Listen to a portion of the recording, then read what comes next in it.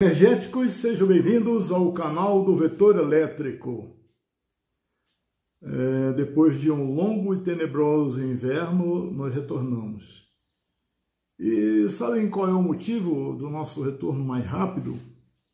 Tivemos alguns problemas técnicos aqui, mas estamos voltando rapidamente para lembrar de uma empresa que foi morta na segunda-feira passada. Quer dizer, não ontem, na outra semana passada, certo? Nós tomamos como exemplo Furnas Centrais Elétricas Sociedade Anônima, que é assim que eu costumo e continuo chamando essa grande empresa, para mostrar como é a trajetória de uma empresa que se tornou grande, respeitada no mundo inteiro, produzindo energia elétrica, transmitindo energia elétrica, e se transformou simplesmente num CNPJ apagado pelo lucro. Então nós resolvemos, a partir de hoje, contar de saltos em saltos a história de Furnas Centrais Elétricas, ou como chamaram, Eletrobras Furnas. Eu continuo chamando Furnas Centrais Elétricas Sociedade Anônima, aquela que tem aquela estrelinha azul de respeito, que impunha respeito no setor elétrico nacional e internacional. O título do nosso vídeo de hoje é exatamente a história do assassinato de Furnas. Minimamente, a história do assassinato de Furnas, homicídio triplamente qualificado, ou, quem sabe, muito mais que triplamente, certo? Então vamos, passo a passo. Como foi que a humanidade tomou conhecimento da eletricidade? Ela tomou conhecimento da eletricidade, dos fenômenos elétricos, através da eletricidade estática, com o uso do âmbar, que em grego é elétron, daí eletricidade. Esse elemento, o elétron, ou o âmbar, que era uma resina amarelada da seiva de vegetais, atritada de modo displicente até, não era tentado nas fiadeiras das mulheres que faziam fios de lã, e notavam que ele atraía o material as roldanas da fiação eram feitas, atraíam pequenos pedaços de lã. Aí surgiu a eletricidade e era todo o conhecimento, durante muito tempo foi todo o conhecimento humano acerca da energia elétrica ou eletricidade, foi a eletricidade estática produzida pelo atrito do âmbar, elétron. A partir daí nós percorremos então um longo caminho cheio de história, cheio de muita história, tecnologia e desenvolvimento. Em 1800, o italiano Alessandro Volta inventou a pilha voltaica. 1800. Só 79 anos depois, em 1879, o estadunidense Thomas Alva Edison, muito mais comerciante do que cientista, inventou a lâmpada incandescente, a lâmpada elétrica incandescente usando filamentos de carvão. Dom Pedro II, quando ele participou da chamada Feira de Filadélfia, ele era muito curioso, o Dom Pedro II era muito curioso, de certa maneira, um cara muito inteligente também. Ele teve contato com os inventos, ou com o invento principal naquela época, de Edison, que era a lâmpada elétrica. O que ele fez? Ele já entrou em contato com o inventor e fez um acordo com ele de que a partir dali todo invento, todos os processos que levassem ao uso da energia elétrica o inventor levaria para o Brasil, certo? Então, se foi em 1879 que a lâmpada elétrica foi inventada, a energia elétrica veio para o Brasil no mesmo ano, em 1879, certo? Contudo, essa aí foi a curiosidade de Dom Pedro II, de trazer os inventos da eletricidade, que ele ficou encantado com o que viu lá na Feira de Filadélfia. Entretanto, só no século XIX, na República, já não tinha mais império, já não era Dom Pedro II, foi só nesse século que o verdadeiro uso da eletricidade foi realmente implantado no Brasil. Quando, na cidade do Rio de Janeiro, foi inaugurada a iluminação elétrica da central, da estação central da Estrada de Ferro Dom Pedro II, que depois foi chamada de Central do Brasil, certo? Foi essa realmente a primeira utilização, vamos assim, até parecendo redundante, de modo útil para a energia elétrica no Brasil, né? A iluminação da estação da Estrada de Ferro Dom Pedro II. Em 1883, em Diamantina, Minas Gerais, nas águas do Ribeirão do Inferno, afluente do Jequitinhonha, foi inaugurada uma pequena central elétrica. Vejam só, em 1883, em Diamantina. Essa pequena central geradora era um projeto de Armando Bovet, que tinha sido, né, ex-aluno da Escola das Minas da França. Ele realmente era um empresário da área de extração de diamantes. E ele precisava de água potente, jatos de água potente, para remover pedras, pedregulhos, cascalhos, para chegar no diamante. Isso em 1883. Em 1887, a capital gaúcha foi a primeira cidade brasileira a ser iluminada com eletricidade pública, com iluminação pública. Foi a capital gaúcha em 1887. A primeira central hidroelétrica instalada no Brasil foi em Minas Gerais também, lá em Juiz de Fora, Marmelos Zero. Foi instalada lá, em Juiz de Fora. Foi inaugurada em 1889. Foi, na verdade, um empreendimento privado, só que nacional. Vejam bem a diferença daqueles para esses de hoje. E depois, esse empresário, o Mascarenhas de Moraes, passou para a prefeitura, passou para o município de Juiz de Fora a pequena central, não tão pequena para a época, era considerada, aliás, uma grande usina, uma usina de grande porte para a época, a Marmelos Zero. Eu tive o prazer de visitá-la pessoalmente. Depois veio a Marmelos A, Marmelos B, Marmelos outro B alguma coisa e tal. Só que na época o governador de Minas Gerais tinha uma grande atração, assim, eu acho que por coisas públicas, porque eu cheguei lá, Marmelos Zero era apenas um imóvel. O salão dava para fazer festa. Máquina, nenhuma. Segundo a história que me contaram lá, as máquinas tinham ido parar em certas fazendas.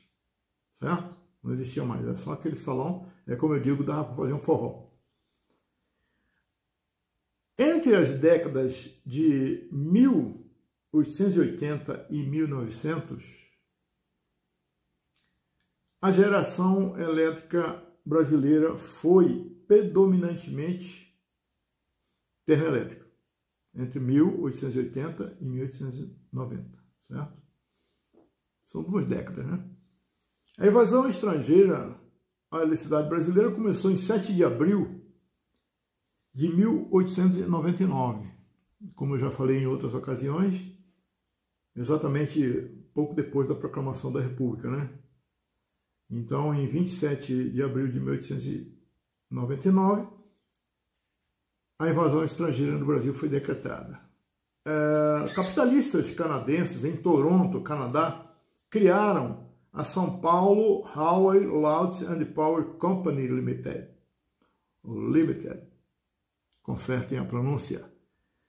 O que se viu adiante foi o estabelecimento de um monopólio privado na energia elétrica brasileira. A partir desse instante, dessa criação da São Paulo Power, né, criado lá em Toronto, já, olha só o nome, para vir atacar o Brasil, para vir tomar conta do pedaço aqui, porque aqui existia eletricidade produzida por pequenas centrais termoelétricas, pequenas centrais hidroelétricas.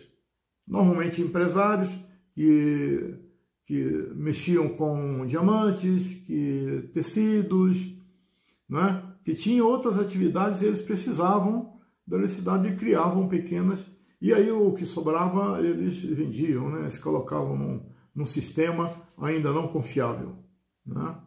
Então os canadenses lá, opa, vamos tomar conta do pedaço. A empresa estadunidense American Foreign Company, ANFORP, pronúncia impecável, chega ao Brasil em 1927. O setor elétrico foi desmantelado pela Light e pela ANFORP, porque essas duas empresas transformaram o setor de energia elétrica brasileiro num campo de disputa por lucros. Era isso que era a central, era o setor elétrico brasileiro, certo? E aí o monopólio estrangeiro definiu. Foi o monopólio estrangeiro que definiu o setor elétrico brasileiro, que ficou durante 20 anos sem grandes mudanças nas mãos dessas duas empresas estrangeiras. O desenvolvimento nacional brasileiro, no final da década de 1920, não saía do papel. Por quê? As suas bases técnica, financeira e institucional eram insuficientes. Não tinha dinheiro, não tinha meio institucional e não tinha técnica, né? Nos Estados Unidos, Roosevelt proibiu o pagamento em ouro, o que a Light praticava aqui no Brasil. Mas em 27 de novembro de 1933, nosso país publicou o decreto 23.501, que dizia o seguinte, vou até explicar para vocês por que eu estou falando nessa questão do Roosevelt decretar a proibição do pagamento em ouro. Então, o decreto 23.501, né, de 27 de novembro de 1933, dizia o seguinte, é nula qualquer estipulação de pagamento em ouro. Esse parágrafo é maior, lógico, eu só tirei aquilo que nos interessa aqui neste momento. Então, dizia que era nula qualquer estipulação de pagamento em ouro. O segundo, haverá nulidade dos contratos com estipulação de pagamentos em moeda que não seja a corrente, que não seja moeda corrente aqui no Brasil em seu valor legal. Por que eu falei isso? Porque aqui no Brasil, a Light, para fugir da inflação e para manter seu lucro, e não, ela estipulou isso, mas provavelmente a ANFORP também seguia. Ela dizia que as tarifas seriam pagas metade em dinheiro, em moeda corrente do país, e metade no valor ouro. Isso era, não perdia então o valor, né? Não caía na inflação. Só metade era paga na moeda corrente, mas metade era paga em ouro, que lógico, não perdia o valor. E adotava aqui no Brasil. Quando o Roosevelt decretou que lá nos Estados Unidos não se aceitaria estipulação de pagamento em ouro, o Brasil imediatamente também publicou o decreto 25.501, que dizia que não se aceitava pagamento em ouro, e sim só em moeda corrente no seu valor legal. E o que a gente notava é o seguinte, que o Brasil crescia, o Brasil queria crescer, mas a eletricidade sumia.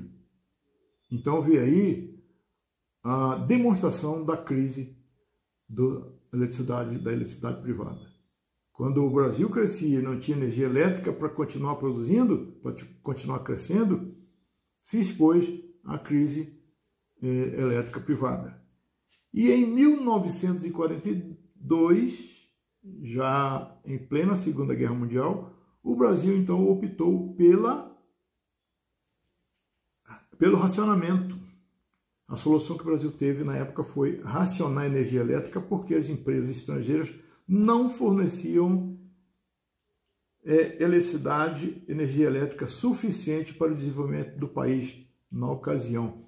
Aí, meus amigos, nós vamos acabar esse vídeo, né, daqui a pouco, mas vou chamar a atenção de vocês para a história de Furnas Centrais Elétricas Sociedade Anônima. Nós tomamos como exemplo e vamos contar a história até a data da segunda-feira da semana passada, certo? Mesmo em 1942, o governo brasileiro solicitou a vinda de uma comissão técnica estadunidense. O que Getúlio Vargas queria? Queria que essa comissão auxiliasse os técnicos brasileiros no desenvolvimento econômico do Brasil, no planejamento, né, da mobilização econômica nacional. Isso foi feito em 1942. Eu acho que a gente não levaria tanto tempo que os estadunidenses levaram, mas eles entregaram um relatório em 1948 ao governo brasileiro. Esse relatório dizia que a expansão industrial brasileira era prejudicada pela deficiência no setor elétrico nacional. Olha só, a expansão industrial brasileira era prejudicada pela deficiência do nosso setor produtivo de energia elétrica. E esse mesmo relatório dos estadunidenses, junto, lógico, com os brasileiros, sugeria como uma das metas fundamentais no planejamento da economia nacional que a política energética fosse baseada na eletrificação ferroviária e na interligação de sistemas. Olha só, naquela época, os próprios estadunidenses vieram do seu país para ser contra a própria empresa americana que estava aqui atuando, a Anforb. A comissão, no relatório, sugeria a interligação de sistemas, que depois o Brasil se transformou no país que tinha o mais forte e mais seguro sistema de transmissão elétrica do mundo. Meus amigos, nós vamos ficar por aqui, para não alongar muito os capítulos, mas na terça-feira que vem nós vamos continuar contando a história do assassinato de uma grande empresa brasileira. Assassinato triplamente qualificado. Porque nós vamos chegar aonde? Nas privatizações, na volta do setor elétrico nacional ao sistema privatista, ao sistema privado, que busca lucro acima de tudo. Nós vamos continuar. Vocês foram bem-vindos nesse nosso retorno, né, depois de longo e tenebroso inverno.